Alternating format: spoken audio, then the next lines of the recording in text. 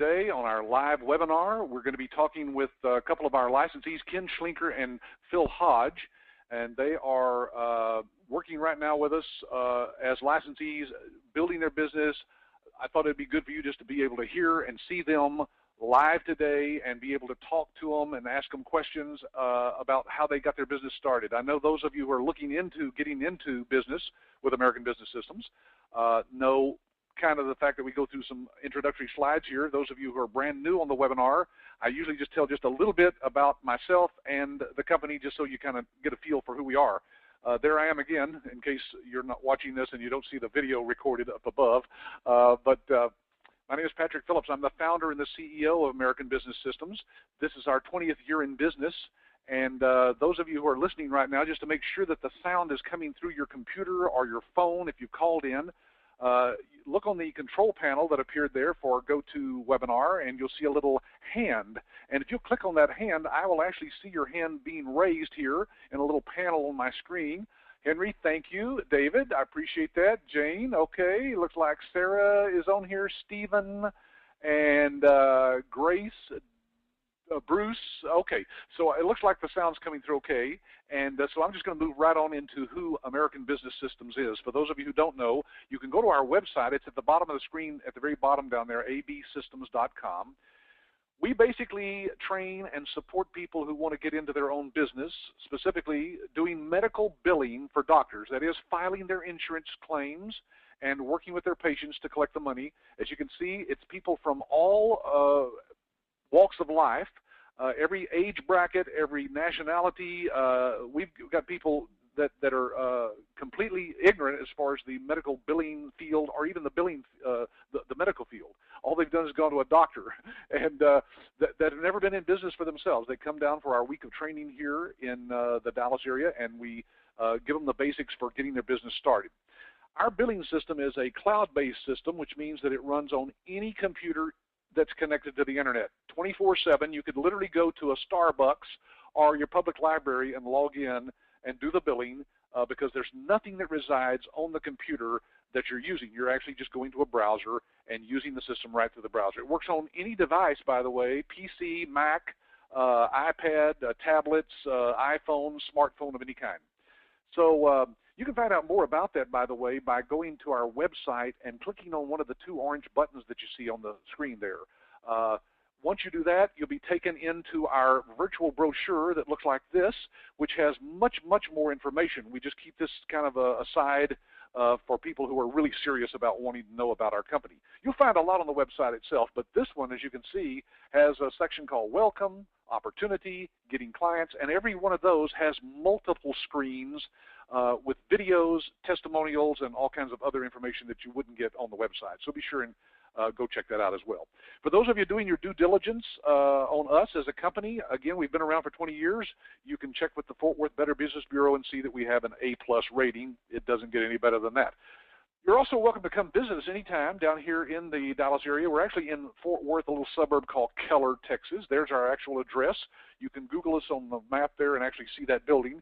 And we've got a suite of offices inside that building.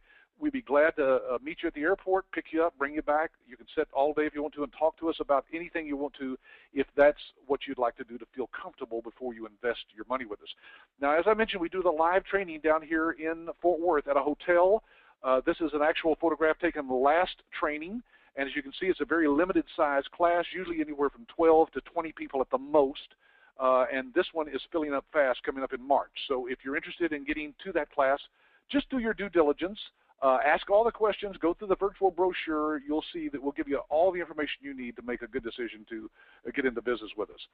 I am the author of a couple of books. If you want to vet me, you can go out to Amazon and see these two books, How to Reprogram Yourself for Success and Cash Crunch to Cash Flow. Now, the one on the right is really important because we've written that as a marketing tool for you. In other words, that's something that you would give to a doctor that would educate the doctor on all the need for the services that you'll be able to provide as an ABS licensee. So be sure and ask your ABS rep a little bit more about that book if you'd like when you connect with somebody here at our office.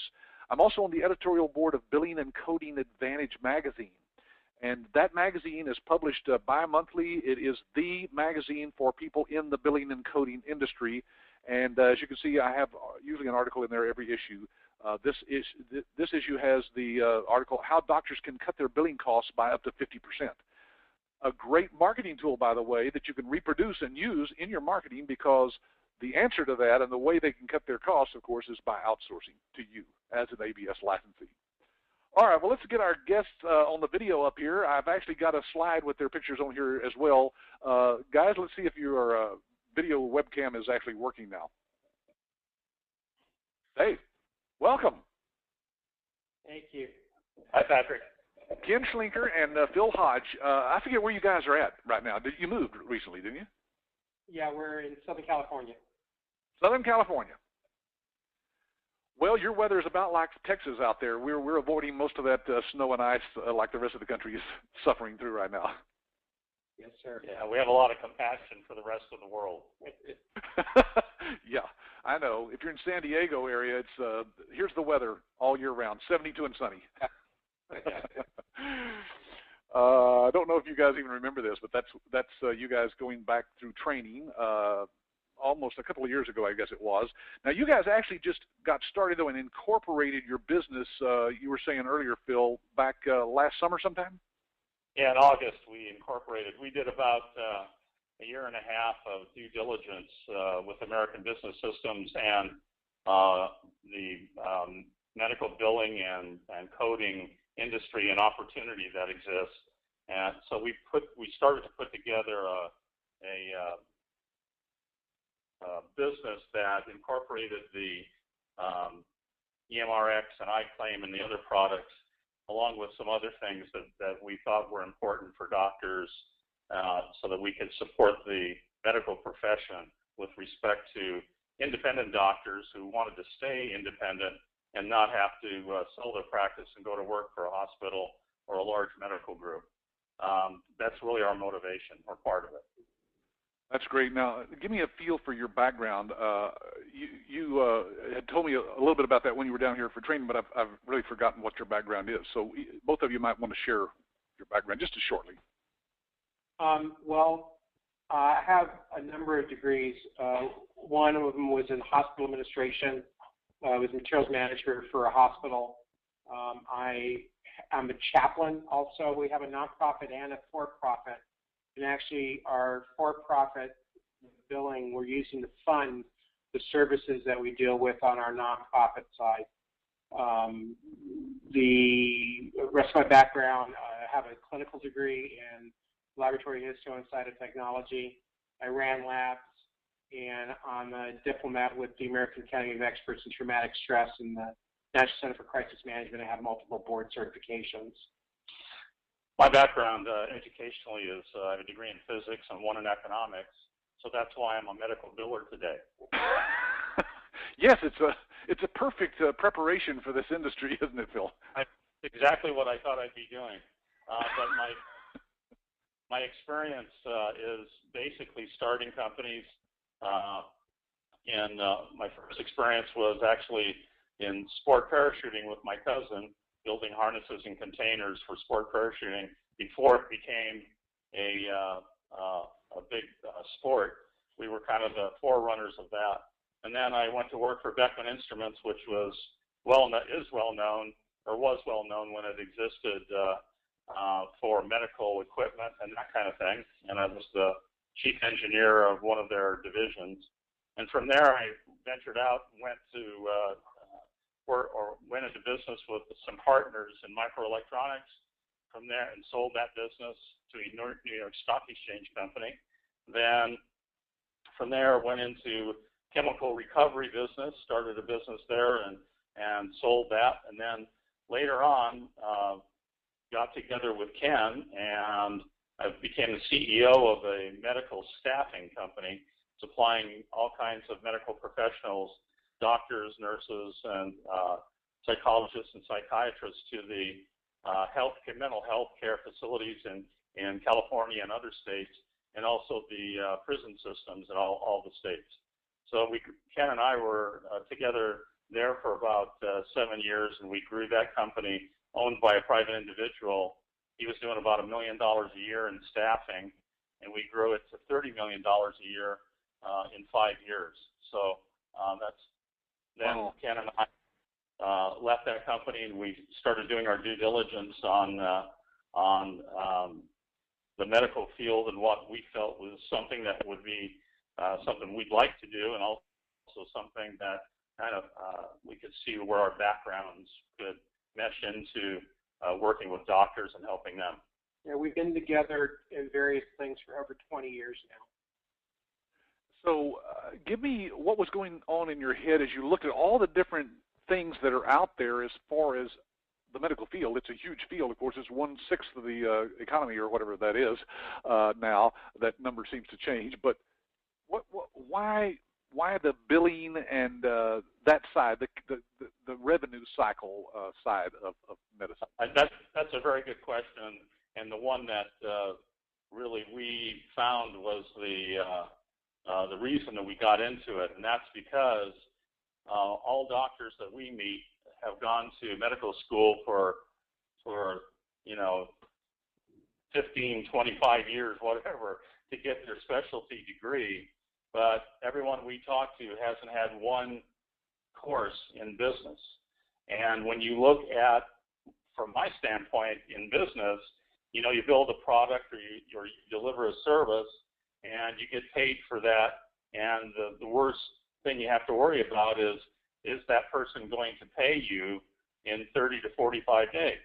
Well, the doctor has that issue, but he's also got the issue that the person he's delivering his service to, he doesn't really have a contract with that.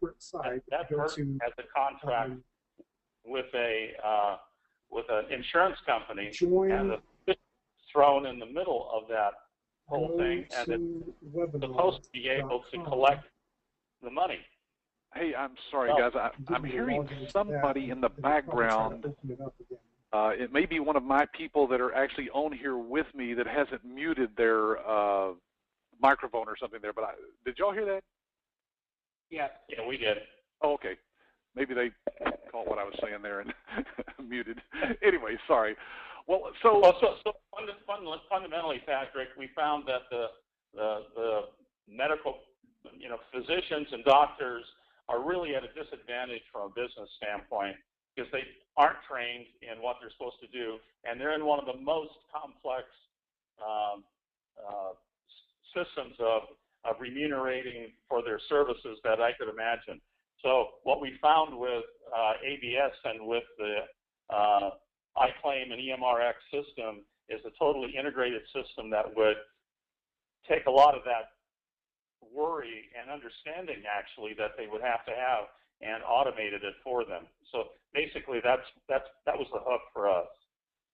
The other thing from my perspective is we wanted to look at something that we could have residual revenue stream built and look at something to build a financial engine, if you will.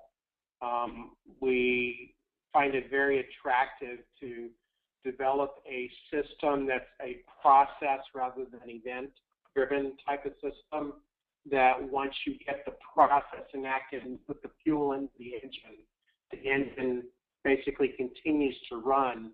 Right. It's just a matter of having high quality standards and a good philosophy of business of what you want to present from the customer's perspective. A lot of businesses out there start with their value proposition first and say, I got this great widget. I'm so excited about this widget. I'm going to build this widget. And then they go to market and find out nobody wants to buy the widget. What this is that there's a real need for both the doctors and the office staff, that there's a multi-layer complexity that frankly we can't see how a medical practice can survive without having somebody that's a subject matter expert in business to come alongside them and help them to take care of the issues that surface during the time of them doing their tasks. And basically we're looking at, and what we have done is evaluated systems like ABS and iClaim and EMRX and as well as a lot of others to develop a value proposition that's customer-centric rather than widget-centric, and really take care of the customer's need with a high value and high quality. That's interesting because, we have people join us, of course, from all kinds of backgrounds, and some people obviously don't have the backgrounds that both of you have had in business and even in the medical field. So to hear you say that you had done some research and due diligence on lots of different things out there and chose the ABS platform, I think that speaks volumes. You guys obviously know what's needed out there in the marketplace and decided that our system was it. Yeah, not only did we look within the medical field pretty extensively, but we also looked outside of it into franchising other types of activities other than medical. So, we took a long, hard look at what the options were, and we chose ABS. Yeah, so let's go back to after you incorporated there in you said August, I think, of last year. Right. Then once you got ramped up and so forth, what did you initially use to go out and market? Everybody's, of course, always concerned about how do I get a client. So tell us how you got your first client and what type of client it was. We have never, in all of our experience, believed really in cold calling. We've always tried to work through referral relationships, and the referral relationships that we strive to create are those that can provide multiple referrals to us. So instead of directly going after doctors, we developed relationships with people who already had doctors as clients across many different aspects of all the things that doctors need: CPAs, attorneys, accountants, people like that. So one of the main ways we use something called BNI, which is Business Network International. It's a referral group that focuses on learning what it is that you do, and you focus on learning what others do in your chapter for the specific purpose of going out and looking for referrals for you. So that's the main way that we built our business, is through referral networking. And what's ended up happening, we've literally developed some relationships on a national basis now that we can do so. Like we have a very well-known bank, for example, that we can nationally, we have a direct relationship with them to finance medical purchase, practice startups, transitions, equipment leasing. We have relationships now for medical device equipment type of thing. So those types of people that would already go into the same target market that we're going after, but are not in direct competition with us, those are the types of relationships that we've worked on developing, and that's how we got our original. Very, very smart. You guys basically took some of the stuff that we teach in training is based on, networking, business networking through organizations like BNI and others, and making those associations with referral partners. That's who you're looking for. The people who are their clients are doctors and medical providers as well. Right. Yeah, doctors are bombarded with salespeople virtually coming through their office, right. And the gatekeeper, the receptionist, is constantly weeding out those sales calls, and people are using words like billing, EMR, merchant services, all these targeted names that the gatekeeper has been trained and almost talked to by the doctors. Say, I don't want to talk to any of these people. So, right. And if they do want to talk to them, it's on their terms of day and time. So you have to be very persistent if you're going to do cold calling. We're not saying you can't get business through a cold call approach, which we would expand it into a much broader, just rather than just knocking on doors. But you could definitely get clients that way. But we feel that the best way to get to a doctor is when he's talking either to another doctor who has referred you in. That's a beautiful referral, or to a trusted advisor like a CPA or an attorney or someone like that you gain a relationship with them, and then their relationship with the doctor transfers to you when you're referred to the doctor properly by that referral partner. So that's the type. It's a trust. You have to gain trust of the doctor, or if you're just a me too with the same words that other people are coming through the front door, you're going to struggle, I think. There's a principle called giver's gain, and basically what that means is you're always going to be looking out for trying to help the other person. So every time we go out, we're not actually even trying to go out to sell anything. We're trying to assist them to achieve their goals. And we just happen to have a lot of different solutions and bandwidth to be able to help them to be able to accomplish that. It looks like we lost our connection with the webcam.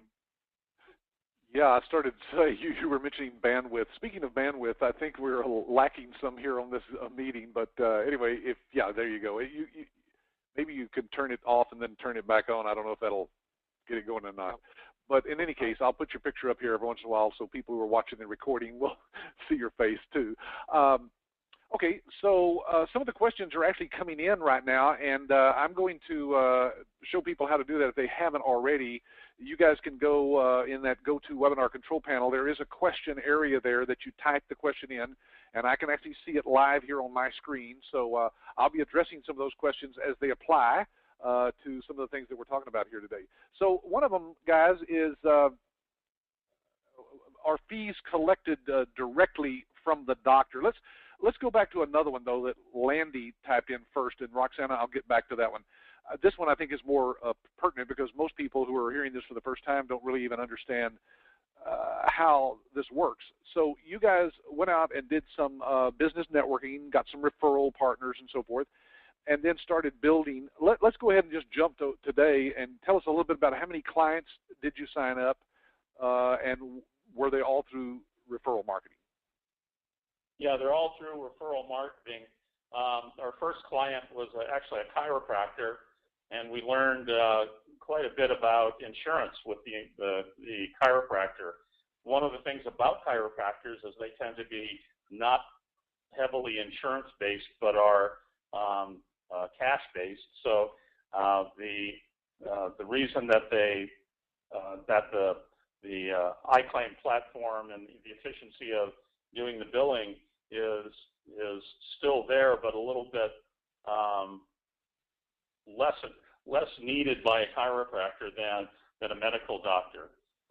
What we found is that though the EMRX portion of the platform really provides a chiropractor with increasing his throughput in his office because of the nature of the notes that are being taken, and obviously everything being in digital format. So our doctor really liked the EMRX side of the platform. Still uses the iClaim side and does billing for his patients through insurance, as well as getting remuneration from the insurance company based on the patient's contract with those insurance companies. And for chiropractors, they tend to be a little underpaid for insurance versus other medical professions. The next one that we brought on was a pediatrician, and there it was actually a doctor taking over from an older pediatrician's practice. And that pediatrician, the older pediatrician, was totally paper-based, and the new pediatrician, I guess he's about 48 years old and very computer literate, wanted to get away from paper, wanted to get the meaningful use remuneration that he could for that from the federal government, and he was a natural to take the entire platform. And we're still working with him on we've implemented it and still getting his office working on the platform. So an installation takes a little bit of hand-holding in order to get everybody working with the platform, but once they're on it, everybody loves it, both on the practice management side and on the EMR side. Yeah, we're positioned more along the line of practice managers and trusted advisors. So the office, literally, we're the first and last call they need to make for anything dealing with their business side of their medical practice. So everything is outsourced to us. We're handling IT. We have, as you know, compounding pharmacy capabilities. We have merchant services, banking. We're evaluating what the doctor is doing. We're also evaluating what the office staff is doing to help assess and assess in order to optimize and improve their cash flow and improve their workflow efficiencies and increase their throughput. From business, my background in Ken's as well is especially out of the microelectronic field, it brought cost accounting, job accounting into our discussion. And one of the things I want to say is that we attempt to approach our doctors after we're referred to them. We don't go in as in any kind of a sales role at all. We come in as an advisor. We want to listen to them to understand where their pain points are. Some doctors have a pain point in conversion from paper to electronic. Others are totally disgusted with their remuneration from insurance companies and on the billing side. Some of them have both problems. Other ones are in a transition and they don't want to think right today about billing or EMRX issues. They know they have them, but they're moving from one building to another building. So we can help them with those kinds of transitions. Some of them know that they have too many full-time personnel, but they don't know what to do in order to reduce their headcount if they have to do that. So we also have relationship with an HR firm that helps guide them through that process. So what we've attempted to do is when we walk into a doctor's office, not come in assuming they need anything from us, but knowing full well they need something of what we have to offer.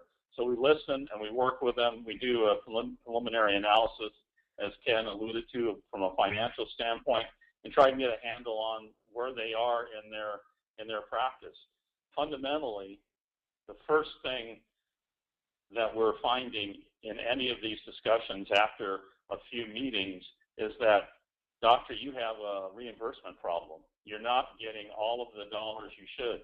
So the EMRX and iClaim are just a perfect natural thing to stabilize their foundation, which is their income. If they don't have the income that they should be getting, they might as well not worry about what their head count is. They need to stabilize that first. So yeah. That's our philosophy. And we find all licensees are finding that's true, that the cash crunch right now, especially with the new implementation of the new ICD-10 codes this year, it's going to cost, I just read an article, we're blogging it tomorrow, that it's going to cost the average small practice up to $225,000 just to implement and train their people on how to use those codes. That's a huge hit on the bottom line. I tell you, they don't have that money. They don't. One of the things that we like to do when our process basically is, because it's referral based, as a general rule of thumb, our referrer comes with us to that first meeting. So our credibility walks in the door with us. And that first meeting can be about 10 or 15 minutes, and just to explain the big picture. And then we get the 3 dates and times to schedule a live demo for their specialty. And depending on how it goes, we've kind of honed this thing down now, but we collect a lot of financial information to do true cost accounting on what it's really costing them to do, like an eligibility verification, or what it's doing on their claim rejection rate, so they can see how much they're actually losing. So when we come back for the demo, we actually are walking back in with a full proposal already completed, with an analysis, preliminary analysis, very high level of what it's actually costing them to actually do business without making any changes. And then once we're in, we're part of MGMA, which is Medical Group Management Association. So we have probably about 2 months worth of work. If they want us to do it, we'll do a full practice assessment for them, which has got 8 different categories on the business side. And this, I don't think we've mentioned this to you, but we actually have a physician now that's actually part of CareForce that's transitioning out of this and wants to become a medical consultant and work with us. So we have her come in and we do on the clinical assessment of what's going on in the practice. So we got some very unique value propositions going in, and truly a very large and deep pot to pull from. And I think from prospective licensees for ABS, the slide before this one shows more than one product that ABS offers and gives the licensee the ability to come in and do basically what Ken and I are doing. We may have like a compounding sterile and non-sterile pharmacy that we have a relationship with, but we also have this slide that you've got now. We also have those things that we can listen to the office manager and the doctor, and we can, one of those may be the entry for helping the doctor. It may not be doing an assessment at first, but helping with quick collect or something like that really will benefit the doctor. It's kind of like location, or timing. Doctor and the office manager's mind at that moment when you walk through the door and have that introduction, it's what's bugging them the most. And the more things you can have in your, I call it the bag of tricks that you walk in with, the more things that you can help them with without appearing to dilute yourself as like you can solve any problem. But if you solve one problem, you become a trusted advisor, and then you can talk more with them and find out what the next level of issue is. So that's kind of the process we have. We don't go in assuming a doctor or an office manager needs us at all. We're just there to talk and find out what their issues are, if any. Yeah, I think it's important that people realize that you guys have really, which I'm very proud of you guys. I just want you to know that I never dreamed when I first met you down here at the training that you guys were going to take this thing to another level. I think the biggest fear that most people might have as they're listening to you guys talk, of course, is this sounds like they've gone way up and beyond what I wanted to do, which was process insurance claims, for doctors. Well, we have licensees that's all they focus on. That's all they do is just do the insurance claims filing. Others will add the patient collectibles, and we have services that help them collect money from the patient and so forth. But you guys have just taken it way beyond that, and now to have a doctor, I think that says volumes about the opportunity in this field for a doctor to be interested in joining you guys and I guess getting out of the clinical side and into the business side, basically. Right. Right. I think part of understanding where our heart is also, I had briefly mentioned the nonprofit, that there's a larger motivation for why we want our for-profit to be successful because of what we're trying to accomplish on our nonprofit side. So there's that motivation that's kind of unique with us as well. Well, that's a great, like you said, you need a motivation. It has to be something besides just making money for yourself, because although there's good money to be made in this, it's not all about just making lots of money. It's helping other people with that money once you have figured out how to gather the money together. So I've got these questions coming in that I want to start getting to, guys. I mentioned this earlier when by Roxana. She said, are the fees collected directly from the doctors? You want to kind of give people a feel in general how you get your money from the doctors themselves after billing for them? Yeah, I'll kind of walk through our process really quick. So we get a referral, we go in, about 10 or 15 minutes, we collect information for doing an analysis. Not all the time, it might just be enough information to come back with the quote for the proposal without doing the analysis. We get our demo scheduled, we come back, do the demo, and let's say they sign, and we do the analysis and proposal, let's say they sign there, and then we collect our fees at that point. And then we schedule 3 more dates and times for a kickoff meeting to work with our system analysts to actually start the implementation process. And then we're basically with the doctor anywhere from 6 to 8 weeks to do a full implementation. on the system, but we're not done. We go in and we do one-on-one training with them. We customize the platform. But once that's done, we've been there for so long and developed such a relationship, we start to identify all the other issues in their practice, and that's where all of our other relationships come in. So we might find, like, we design websites, we do SEO, we can handle telecommunications, phone systems. They may need office furniture or equipment or stuff like that. They may even be selling their practice. We can buy and sell practice and do the valuations on them as well. Whatever their needs are, we're identifying that, and then our sale isn't done until they give us referrals. Yeah, there you go. That's the way you keep those referrals coming from one. Yeah, because if you do a good job for a doctor, they know other doctors. They're out on the golf course with them. They meet them at the country club or wherever. And, yeah, they'll share the good news that they've got somebody handling their cash flow.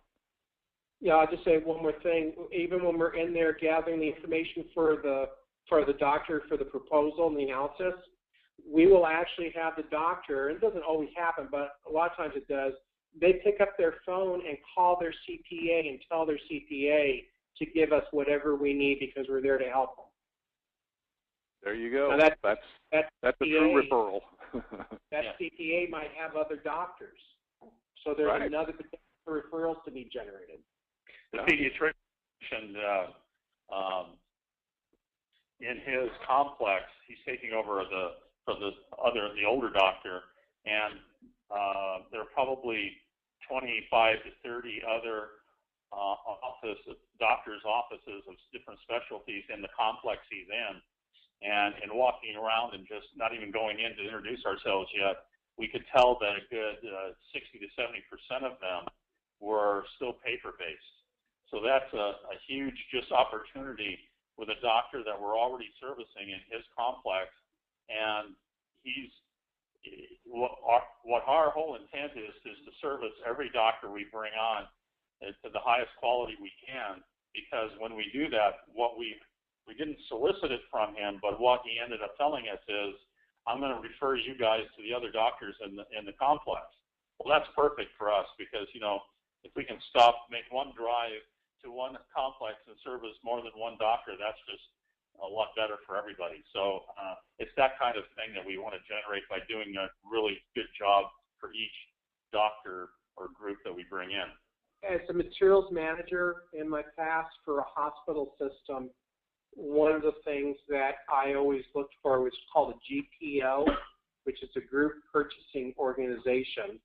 Basically, hospitals band together across the spectrum in order to get large quantities, and then as a group purchase with bulk discounts from manufacturers and distributors. We have actually, and we're in the mix right now with a very large GPO that services 800 independent doctors at the moment that they're evaluating bringing us in, and then they're going to represent us to all doctors, actually give us a seal to put on our website that we're part of the GPO, and give us all the information to market to all the doctors. So those are the types of things that we go after because that you got to work, so why not work smart and efficient? That's right. Now, you guys are working, both of you, full-time in the business now? Yes. Since day one. Yeah. Have you ever hired anybody else besides this doctor who's, I guess, a partner? No. Yeah. Those questions were from Landy. Let's see. Laura says, so how many accounts do you have now, and what kinds of providers? We have 4 accounts. We have a family practice, a pediatrician, a chiropractor, 2 pediatricians, and a chiropractor. Good. Yeah. What we're trying to do is we're going slow because we don't want to shoot ourselves in the foot. We wanted to learn everything we could about doing the implementation correctly, what was involved in that. We're also vetting other people, so as we grow, we have the scalability to be able to do implementations more than just Ken and myself doing them. But we both wanted to understand the implementation process intimately. So that's why we're only at 4 right now. We intend by the end of the year to be in the 12 to 15 range. And the other thinking process in that is we're only building this through referrals. In order to build referral business, you must have visibility with people to develop a relationship. And that visibility leads to your credibility that they're comfortable referring you to their referrals. And after that happens, then you end up having profitability. So visibility builds credibility, builds profitability. That takes time. We're not event-driven, we're process-driven, and we're simply put a system in place. We're simply trusting the system. Most people fail because they're not persistent in doing the right thing repeatedly, and they give up on it. That's great advice, Ken. I'm gonna share this recording of this with our current licensees because they need to hear some of these things as well as these folks who are on here today looking to get into the business.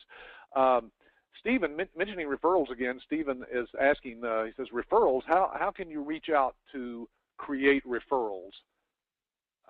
Not sure what his real question is there, but give us a feel for what you do to go out and you mentioned BNI, for example. Is that the main way that you've connected with other business people? Well, here's the principle. We don't go out looking for anything for ourselves. We go out looking how can we help others to succeed. Right. So if I have if I'm going in my day-by-day walk and I'm just seeing and I'm listening within my sphere of influence, and I hear that somebody has a need, I'm going to resource that person's need and find them someone to help them. Now, that person is somebody I've also been working on a relationship for them to refer business to us. Because remember, we're not going out looking for a doctor directly. We're going out looking for those that already have relationships with doctors. Right. So what I want to do is I want to help them first build their business without expecting to get anything back. And the more I do that, they say, this guy's giving me a lot of referrals, and he's really helping me out. I want to help him. It's almost like they get obligated to help you. And then the next thing that you know, you start getting calls, and you start getting leads, and then you start getting referrals, and that builds a good business. That's what I'm saying. Our business philosophy is not event-driven, targeted. We're going to go knocking on doors and go in and talk to doctors. Our process is the development of relationships because doctors don't want to be sold. They want a relationship with somebody that they can trust. And what's better than to walk in the door because with your referrer with you, that doctor has already built the trust in. Right. Now, that speaks volumes to the doctor to say, okay, these guys are people I really should listen to because of who brought you in. I know it sounds kind of backwards, but it really does work. And it's the philosophy of business that you need to agree to because you need to be consistent and do the same thing over and over and over again. That's what I was talking about, building an engine. Trust the system. The engine works. Yeah. So, Stephen, basically in our week-long training down here in Dallas, of course, we do go through a whole section on business networking, how to build referrals through your warm market and that type of thing. It's an extensive week-long course. And you guys, of course, had background in business and probably had been to networking meetings, so you kind of knew all that stuff, I guess, when you came. Yes. All right, let's see. Roxana says, do you carry a form of liability or error or omissions insurance? We carry the general liability, $2 million, that kind of stuff. Nothing special. Yeah. Just normal business. Yeah, fairly inexpensive stuff for what you're doing, I guess. Laura, I heard you talk about the fees that you collect when you start with a doctor. Is that just basically a setup fee that you guys are talking about at first? Yeah, what we collect is because it's kind of like turning on your cable TV. Whether or not you turn on the television set, you're going to pay a monthly fee to your cable provider. So We collect that first month charge for bringing the system up, and then there are 2 or 3 one-time charges that are imposed, and then we calculate based upon the number of doctors and whether it's just the EMR or whether it's EMR or iClaim or both together. We've come up with a calculation for doing the implementation or startup for that particular platform. So for a typical platform, it's a few $1,000s for the full implementation that we collect, and sometimes the doctors would like us to pay us half now and half when they see progress, and that's fine. We'll do that. But that's typically the way that works. And what we like to do is from there on have the doctor on a bank transfer mode get into just we debit his account, and it comes into our account, and then we pay out of that to keep his platform going. And then if we're doing the billing as well, then whatever the percentage we can charge that fits within his business model. Frankly, the ABS iClaim EMRX system provides so much efficiency that if you're looking at a typical outside biller who's not on this system, they're probably charging a doctor anywhere between 6 and 8% of the collection that's what we're finding anyway, of what the doctor collects. We find that we can lower that amount that we collect, because if you go from a 30% rejection rate that the current biller is doing down to a 2 or even 5% rejection rate, you're way ahead in the amount of effort and time that you have to expend to follow up on those rejections, and then talking with the patients for patient statements and that kind of thing. So we feel we can do the higher quality level of work for the doctor at a reduced cost. Now, we don't want to undercut ourselves too much, but at the same time, we want to give the doctor a good value for what he's investing in. The other thing that we are moving towards, the billing fees are generally a percentage of what's collected, and it's normally done in arrears following the month of billing that was done, or the money is being received by the doctor. We're converting that to a per claim submitted rate, and then looking at that for what the normal average is based on a 95% confidence range and stuff, but collecting that up front for the month up to a certain number of claims being submitted. So that helps us on a cash flow basis, but it's calibrated to the same percentage rate of what was collected in arrears. You're probably getting too detailed. So what Jane wants to know, what cost did you have beyond the franchise cost? In other words, our licensing fee. Beyond that, what else did you need to get started?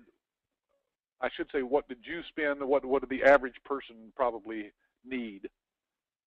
Well, it depends. It really depends on how you're going about it. We both work out of our homes. We have home offices, so we didn't go out and rent space or anything like that. We do believe it's very important to have a well-constructed website. That's something that we're finding. Doctors will go and look at websites, and they want to see that you've got your act together there. So you should expend some money on a website. Normal business startup of business cards, probably a brochure, but its ABS supplies much of that, so it's not a huge expense. Normal stuff, telephone, insurance that we spoke about, but really there's not a lot of your own time probably ends up being the expense. How you're calculating that is the most expensive part of starting any business is your own salary and any employees you have. So it's a very easy business to start from the standpoint of capital outlay. The only thing I would add to that would be any marketing that you plan on doing. You should probably have some type of a budget for that. D&I, for example, if that's the direction that people decide to head in, they have a membership fee annual, and then there's some room dues that happens. You can go free to any D&I. Just look at Business Network International and find one in your area and stuff, and just go and experience it to get a better feel for it. That's a good idea. But other than that, I don't think there's a lot of other stuff that you need. You just need to have the courage, I guess, to go out and do it. Yeah. Okay, guys, we're wrapping up here, so let me just ask a couple of questions more. One of them is an interesting one here from Sarah. She says, I know that every business is different, but I'm wondering how much their investment was for the startup of their business, aside from the fee, which you just answered. Also, she says, putting their practice of doing the right thing repeatedly into work and taking their time to do so. How long did it take for the business to become profitable? Have you guys gotten to the point where you've been showing a profit? To answer that question, we're not profitable yet, but after we get to our next two implementations, we will be profitable. So you're talking about as far as the investment with us as the licensing fee and whatever other costs you had up front. Yeah. Everything. Yeah, paying ourselves, all that. But so, if you can do that by August of this year, then you saw you were in the black within the year. So. And frankly, I haven't heard of a lot of businesses that can be in the black after a year startup. I mean, yeah, no. I know the microelectronic company I had, we sold it to a New York Stock Exchange company, and we were losing money. So, but it was because of the patents we had and the expertise that we brought to that market that they were willing to pay for it. But, yeah. Well, okay, guys, thank you so much for taking the time to do this webinar with us today. Any final words that you'd like to give to people who are thinking about getting into the business? Just ABS is a great company and organization. This is a good business. Have a solid business model and business philosophy that you stay true to, and stay true to yourself, and go for it. Yeah, I would say the same thing, and just like in any business, you're going to have a week where you've got a big up, and another week where it's not so much up. It's a lot of just being patient and doing the same things that are you're taught through ABS on what to do, and I don't see why anybody can't be successful in this business. We have a little bit different goals than other people have. Some have lofty goals. Some have like the nonprofit we have. We want to fund that. So there are a lot of different reasons for being in this business, but for us, it was the residual nature of the income and the ability to help doctors and ourselves. So that's basically it. So from the clients that you have right now, once they're all fully implemented, up and running, and so forth, and then of course any that you've got out there that you've got some proposals out for, do you see this at some point, maybe by the end of the year, being a six-figure revenue business? Absolutely. Yeah, absolutely. We got bigger plans than that. Yeah. Yeah, it sounds like it. Well, guys, again, I'm very proud of what you've done with the ABS opportunity. You've taken it and run with it, and that's what we want people to do. So you can make it as big as you want, or you can keep it as small as you want too. So. Yeah, that's the neat thing about it, the whole opportunity is that you really structure it and mold it to what you want to do. If you want to stay home and do your thing with 2 or 3, clients, that's great. If you want to develop it bigger, that's great too. Yep. All right, guys. Well, take care. I'm going to wrap it up, and we'll talk to you here in a little while. All right. Take care. All right. Bye-bye. Thanks. Bye-bye. Okay, well, folks, I'm going to cover a couple of questions here that have come in. Meanwhile, I'm going to put up on the screen our blog. If you haven't subscribed to our blog, you need to go out to absystems.com. It's down at the very bottom of the screen there, absystems.com. And then go up to the News tab. I'm showing it right here on the screen right now. and then the first choice there is blog. When you get there, you will see that we've got some, this is the latest interview that we did just a couple of weeks ago, I think. We also have a way to subscribe to the blog so that everything we post on the blog, which is about 1 or 2 things a week at the most, you will see something in your email that tells you that it's posted out there and you can go and watch it. We do lots of interviews with licensees like you just saw to prove to you that it's real, because no matter what we say, it's only the only thing that counts is what's said by the people who have done the due diligence, come to our training, and have experienced for themselves the power of getting into medical billing. Again, the workshop's coming up pretty quick, but we do have a few seats left in this one. So if you want in the March training, that's a week from this Monday. It starts at 8 o'clock on Monday, so you have to get there on Sunday afternoon, check into the hotel. Then it goes all the way through 1 o'clock on Friday. So be sure and do your due diligence, get your paperwork done. If this is your first webinar, then be on the webinar next week. We do one of these every Wednesday at 3 p.m. Central Time.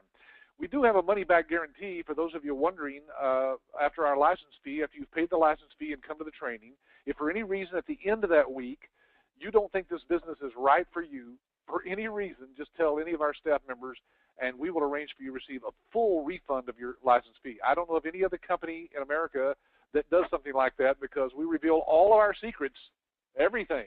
We open the books. We give you all the handouts, all the secrets of how we have built this business in the last 20 years to help other people be successful in it. And you can have all that by just coming to the training. And then, like I said, if for some reason you didn't like it, just ask for your money back. Well, okay, so thanks again for being on here. I'm going to leave this one on the screen here for a little while. And guys, again, if you are really serious about getting into your own business, at least examine carefully the opportunity that's out there in the medical field right now. It's a huge, like I said, 1/6 of the economy, and it's growing every day. So for you to get just a little small slice of the $4.7 trillion that are in this industry, all you have to do is just contact us. There's our phone number there on the screen. Ask for the person who's been sending you the emails, or if you don't know who that is, just tell them who you are. We can look it up in the database, and we'll put you in contact with somebody who can guide you, handhold you step by step through the whole process. A couple of the questions that came in was, where are they located again? Laura, they're in Southern California. And another one from Henry says, are there recurring fees paid to ABS? No. Henry, after you've paid our initial licensing fee that you'll see there on the website, that's it. You never pay us another dime. We do make money, though, on the back end. Our technology partners that provide some of the services that you saw during the webinar, we get rebate checks from them at the end of the month. So I'm letting you know that because that's important that you know. That's why we can provide you a lifetime support. Once you're an ABS licensee, you have lifetime support from us on anything, marketing, technology, all those things, free demos that we do for your prospects. All of that's included in that licensing fee, and you never pay us another dime after that. All of our webinars that we do for licensees, similar to this one, but specifically for people who are in our business, those are all free forever, and we do those about, once every other week. When did they start? Michelle, they said they got incorporated back in August of last year, and Southern California. Somebody else asked where. Okay, how much of the, I just missed that one. Okay. All right. Well, anyway, I think I got everything there, but one question from Laura about GPL group purchase. What does the L stand for? I'm not sure what that question refers to, Laura, but be sure and ask your ABS rep about that. Okay, again, thanks for being on here, guys, and I hope I see you at one of our upcoming live training workshops. Bye for now.